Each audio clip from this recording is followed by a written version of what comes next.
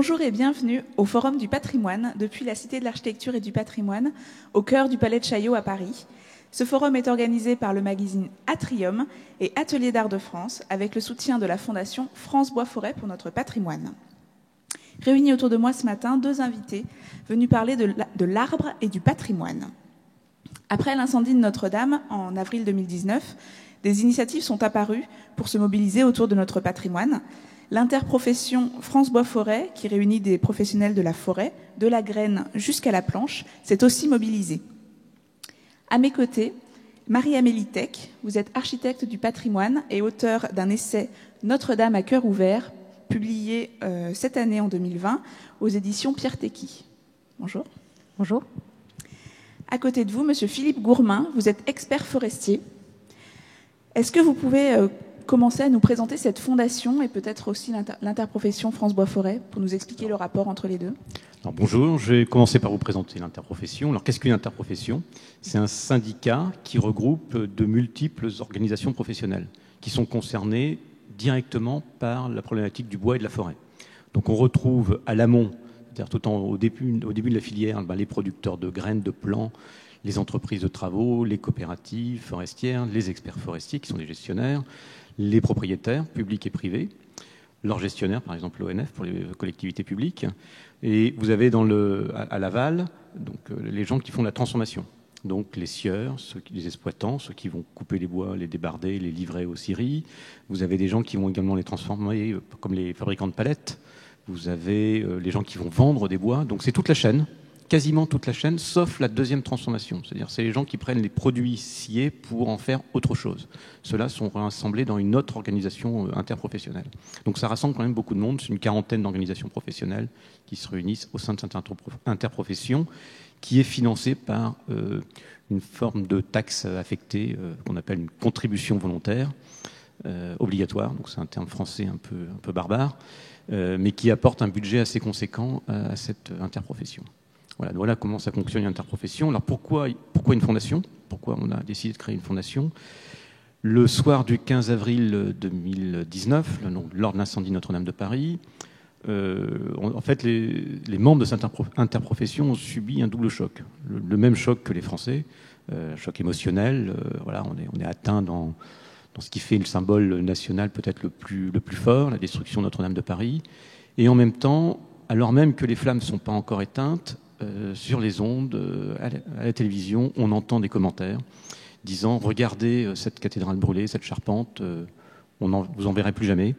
On n'a pas les arbres, on n'a pas les chênes, il nous faut des chênes secs, il faut les faire sécher pendant des dizaines d'années, et on n'a pas les savoir-faire. » Nous, c'est un double choc, parce que ça, c'est une agression professionnelle, c'est presque une humiliation. Et finalement, ça a été salvateur, parce que ça a créé un sursaut interprofessionnel, où tout le monde s'est réuni pour dire on ne peut pas laisser d'autres que nous prendre la parole sur un sujet pareil. Et donc, on a décidé de 3 types d'actions. La première, c'est proposer un projet qui consiste à donner les chaînes nécessaires à la reconstruction de la charpente. Deuxièmement, de prendre la parole sur ces sujets à travers des tribunes, des communiqués de presse, des publications. Et troisièmement, c'est d'organiser tout ce projet, toute cette mise en scène quelque part par la démonstration, par l'exemple. Donc on en parlera tout à l'heure, mais on a produit des éléments de charpente pour prouver que c'était possible. Ce qui était impossible sur les ondes le 15 avril 2019 devenait possible et on le montrait au public. Voilà. Donc c'est ça l'origine. Alors pourquoi avoir fait une fondation après cela? Parce qu'on n'en avait pas forcément besoin.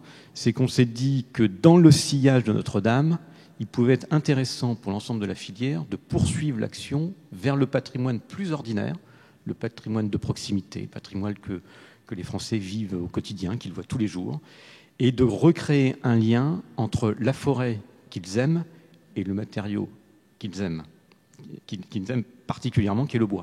Et cette fondation, elle est née de ça. Donc l'idée de recréer un lien très fort entre deux choses appréciées par les Français, mais dont ils ne voient pas la connexion aujourd'hui parce qu'ils en vivent généralement de manière très éloignée. Voilà l'origine de la fondation. Une première action très concrète a pu avoir lieu sur le parvis de Notre-Dame, je crois, au cours des Journées européennes du patrimoine cette année. Est-ce que vous pouvez nous en parler? Alors effectivement, nous avons aussi en tant qu'architectes subi ce choc, en dehors du choc affectif, qui était aussi de réaliser que les Français n'avaient pas du tout conscience de notre savoir-faire et qu'il faudrait aller chercher hors les murs, c'est-à-dire en dehors de France, les charpentiers, les tailleurs de pierre, alors que nous avons, nous, ces compétences avec lesquelles nous travaillons au quotidien.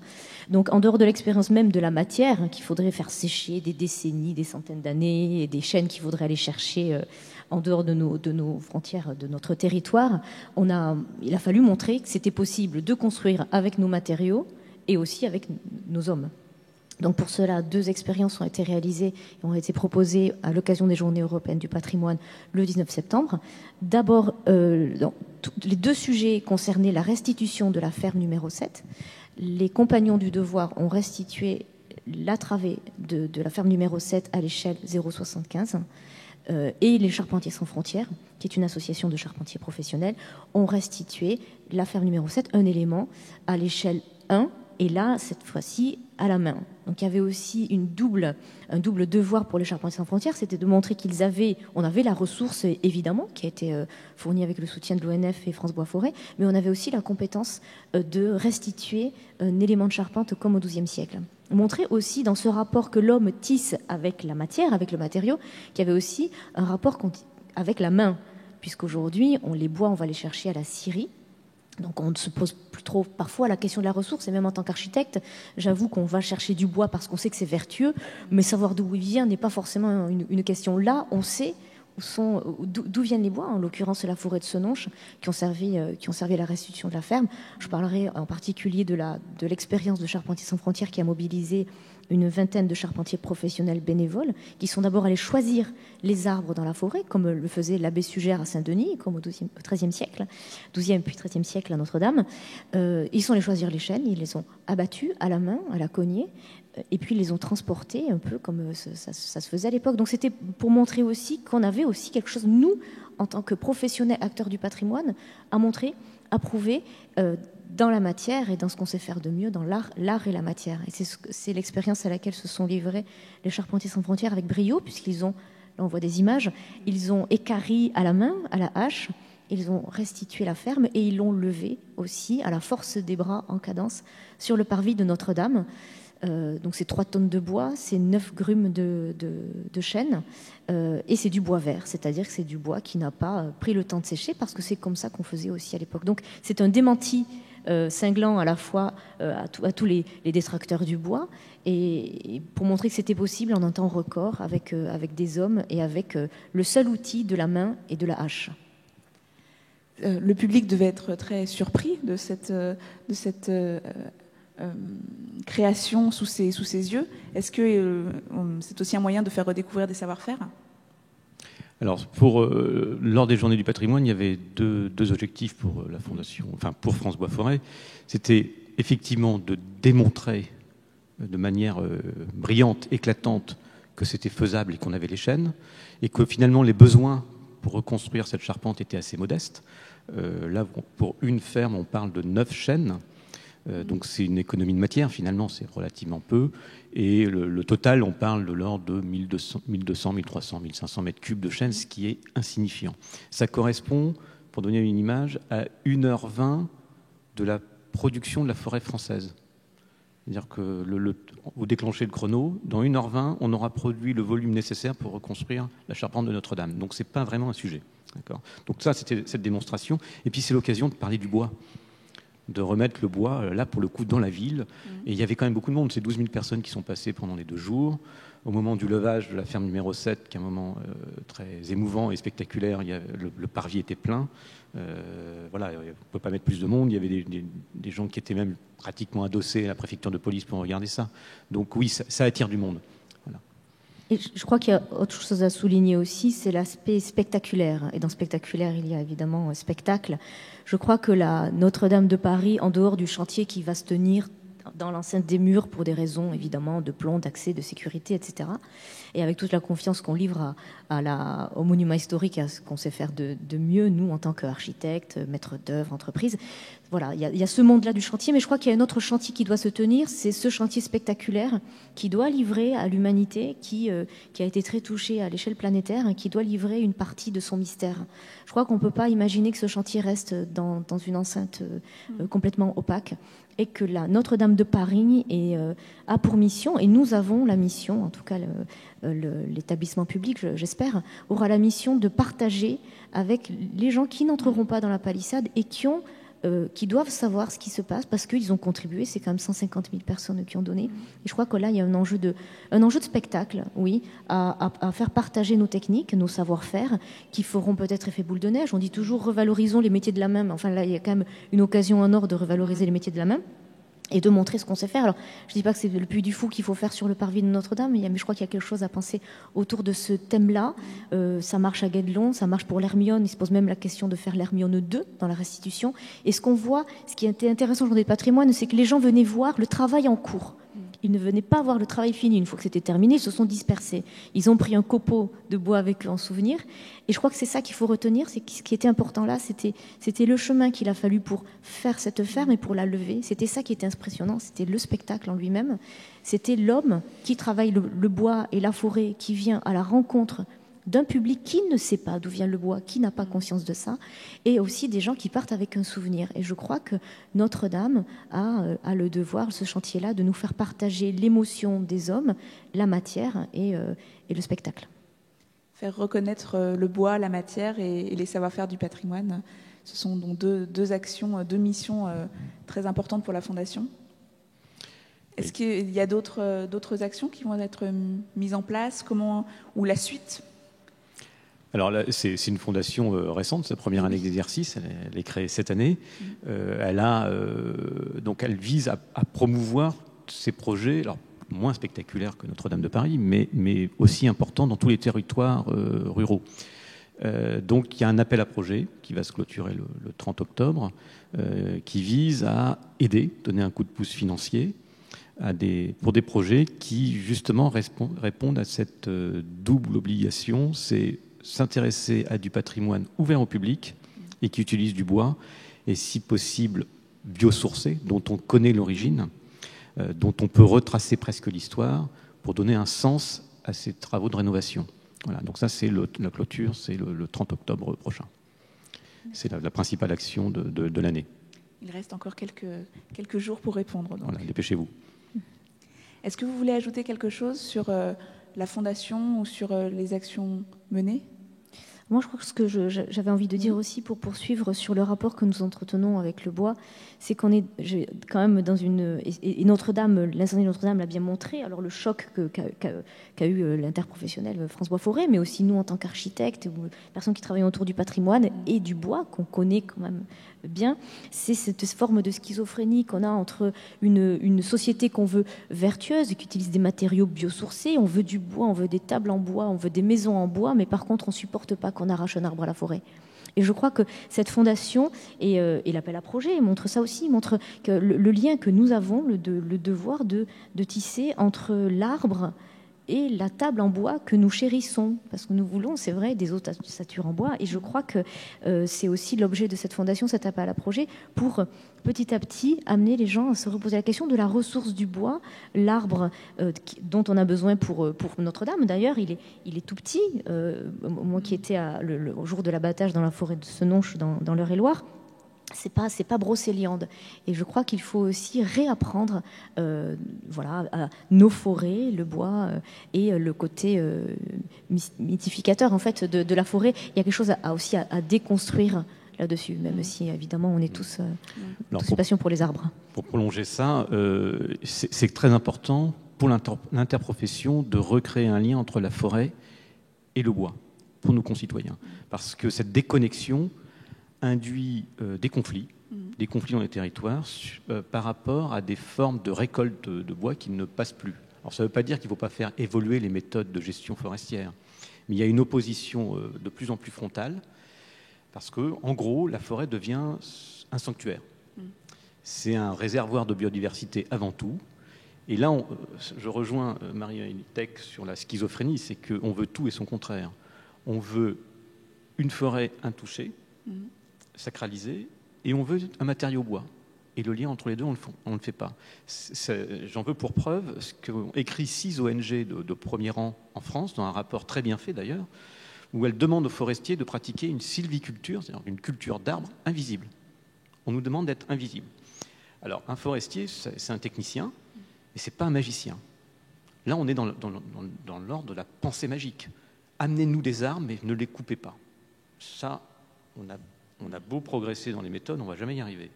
Donc c'est très important de dire, mais voyez, on va couper des arbres, mais ces arbres qu'on va mettre dans vos éléments de patrimoine, ils vont être vivants autrement. Et ils vont être vivants durablement. Et on ne les coupe pas pour rien. On ne les coupe pas comme une sorte d'action sacrificielle. Ce n'est pas du tout ça. On les coupe parce que tout simplement, l'humanité en a besoin. Alors on peut les gérer mieux, on peut modifier nos méthodes de gestion. Mais fondamentalement, l'homme a besoin de la forêt. La réciproque est moyennement vraie, parce que la forêt existe depuis des temps immémoriaux et elle nous survivra. Mais nous avons fondamentalement besoin de la forêt. Et pourquoi ? D'abord pour des matériaux, pour d'autres usages aussi. On parle de services écosystémiques, le paysage, le stockage du carbone, le cycle de l'eau, le réservoir de biodiversité. Mais quand même, on en a besoin pour réussir aussi la transition écologique. Donc là, il y a un point qui n'est pas résolu. Il y a une espèce de brouillard, une forme de schizophrénie où on veut tout et son contraire et on ne veut pas voir. Eh bien, la Fondation France Bois Forêt pour le patrimoine a la vocation alors pas à résoudre tous ces problèmes, mais à améliorer ça et à faire prendre conscience que la forêt d'à côté qui est gérée, eh bien, elle fournit un bois dont je peux avoir besoin, soit dans mon habitat, soit que je vais voir dans le patrimoine de proximité. Et ça, c'est très important. Très important ce rôle de pédagogie et d'explication auprès de nos concitoyens. Oui, et Notre-Dame de Paris, je crois, a le devoir aussi de montrer l'exemple. On parle justement d'architecture des territoires, du patrimoine vernaculaire et de proximité. Notre-Dame de Paris, il me semble qu'en étant, pour parler trivialement, tête de gondole en fait des autres édifices de culte ou même du patrimoine monumental vernaculaire, doit montrer ce lien que nous devons faire entre la matière, la ressource, l'art et l'homme, et doit mettre en avant l'homme. Il n'est pas normal qu'un chantier comme celui-ci ne s'intéresse pas aux techniques du XIIIe siècle, non pas pour les faire partout, évidemment, nous sommes en 2020, donc ce n'est pas dans un rapport forcené avec l'histoire et un retour pour rien, mais je crois que l'homme doit être au centre des préoccupations du chantier. Alors l'homme qui va fabriquer de ses mains, qui va revenir à quelque chose qu'il sait faire de mieux, à la main. On n'est pas obligé d'aller à la Syrie acheter son bois, on peut aussi aller admirer comment on abat un arbre qui passe du règne vertical au règne horizontal et qui revient au règne vertical en étant levé sur le parvis. Et le chantier a le devoir de nous montrer ce que nous savons faire de mieux et surtout de le partager avec le public, qui a souffert aussi et qui a donné et qui effectivement a besoin aussi de voir que le chantier avance et de faire un chemin avec le chantier. Alors toujours dans l'idée de créer un lien, le chantier Notre-Dame doit être exemplaire à ce titre. Le projet de France Bois Forêt pour Notre-Dame, c'est de fournir des bois qui viennent de forêts publiques, de forêts privées, de forêts prestigieuses, royales, souvent domaniales, mais quelques-unes sont devenues, après la Révolution, privées, mais de forêts plus modestes aussi, et de tous les territoires. Alors certes, il y a des régions qui produisent plus de chênes que d'autres. En gros, on trouve du chêne dans un grand bassin parisien élargi, voilà. Mais on en trouve aussi en Occitanie, on peut en trouver quelques-uns en PACA, et il faut que chaque région puisse fournir ses chênes. Et que la plus petite commune de France, alors on ne pourra pas satisfaire tout le monde, puisse fournir son chêne. Et ça fait sens. C'est-à-dire qu'on va avoir des chênes qui vont converger de tout le territoire vers le point zéro. C'est le point zéro de la France, quoi. Et ça, ça a une dimension presque politique. Et je pense que le politique devrait se réapproprier le projet, d'ailleurs. Parce que là, il s'en est un petit peu débarrassé. Il y a eu des effets d'annonce au moment de l'incendie, ça a duré une semaine et puis terminé. Il y a eu une décision du président de la République suite à la Commission nationale du patrimoine et de l'architecture qui confirme le choix de la restauration à l'identique, donc en chêne. Mais le sujet n'est plus évoqué. Il y a matière à faire un projet qui fasse vibrer le pays. Et je pense que dans une période comme celle-ci, qui n'est pas forcément la plus joyeuse qui soit, ça donnerait des perspectives un peu plus réjouissantes. Et le fait d'avoir un spectacle sur le parvis, un spectacle permanent, où il y a seulement une partie de la production qui sera visible, parce que le reste va se faire en partie dans les ateliers, en grande partie sur les échafaudages, derrière les palissades, le public ne va pas le voir. Mais prévoir un spectacle permanent, c'est une nécessité absolue. C'est redonner du rêve autour de ce drame finalement national. Et on a la possibilité, c'est assez simple. Par contre, c'est peut-être pas le métier d'un architecte en chef de faire ça. C'est des gens du spectacle qui doivent le faire, de la mise en scène, de la scénographie. Et le monde entier attend ça. Moi, dans les conférences, ou dans les échanges que j'ai pu avoir avec la presse, j'étais frappé de voir que finalement la presse française y est peu intéressée, mais la presse internationale, mais elle attend ce genre de choses. Il y a une envie de voir, et notamment la presse anglo-saxonne. C'est très, très frappant. Oui, c'est pas forcément les Français, bien sûr, ont envie de voir, mais effectivement aussi à l'international, tout le monde attend le déroulé de ce chantier. Et d'un spectacle dans le chantier, ou d'un chantier dans le chantier, mais qui serait effectivement à l'origine je sais pas, c'est peut-être 10 millions de personnes. C'était 13 qui venaient visiter Notre-Dame, et pourquoi pas 13 millions qui viendraient visiter un chantier à ciel ouvert. Peut-être qu'on fera une visite de chantier à l'avenir. Ça pourrait être intéressant pour tout le monde. Est-ce que vous voulez conclure sur quelque chose, ou je pense que nous avons fait le tour? Vous voulez ajouter quelque chose? Oui, moi je voudrais m'adresser aux architectes, et notamment aux architectes du patrimoine. Je pense que dans cette affaire-là, la recréation du lien local, forêt, bois, à travers l'habitat et le patrimoine de proximité, ils ont un rôle à jouer. Il faut qu'ils se penchent sur la question du bois et notamment de son origine.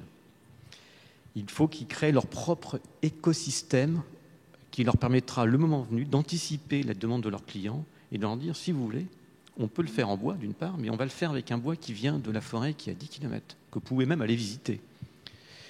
Et ces bois, ils vont, bien sûr, ils vont être sciés, ils vont passer par une scierie. La scierie, elle a 15 km, que vous pouvez aller voir. Et là, le matériau, qui est déjà un matériau sensuel, qui a une odeur, qui a un toucher très particulier, il acquiert un sens presque géographique. Et ça, il n'y a personne d'autre que l'architecte, notamment l'architecte du patrimoine, en charge de la rénovation de bâtiments historiques, qui peut le faire. Ça suppose qu'il s'intéresse à cette question, qu'il se forme aussi. Il y a peut-être la question de la formation. Moi, je ne connais pas le monde de l'architecture, mais je pense qu'il y a nécessité pour les architectes, notamment les architectes du patrimoine, de se former à la question de la forêt et du bois, davantage. Sans doute, Marie-Amélie. Je souscris. Et c'est vrai qu'on se pose la question de la pierre, oui, dans des carrières locales. Souvent on dit, on a fait des recherches, on sait d'où vient la pierre. Ah, hélas, la carrière est fermée, c'est souvent le constat. Mais en tout cas, on s'est posé la question. On se pose la question du sable des rivières pour les granulats du béton.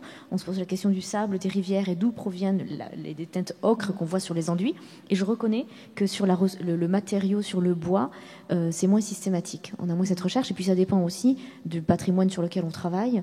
Le bois se trouve préférentiellement sur l'architecture vernaculaire ou sur un type de patrimoine, ou dans des régions qui parfois peuvent échapper juste à nos missions. Voilà, nos missions et les régions sur lesquelles nous travaillons. Mais il est impératif que les architectes du patrimoine et les architectes qui ne sont pas architectes du patrimoine, mais qui interviennent aussi sur le bois et sur les ressources, quelles qu'elles soient, se posent la question de la proximité et en donnant du sens à leurs projets, qui doivent être des projets qui utilisent le bois, des projets qui ont un rapport avec la chair, qui sont charnels, nécessairement.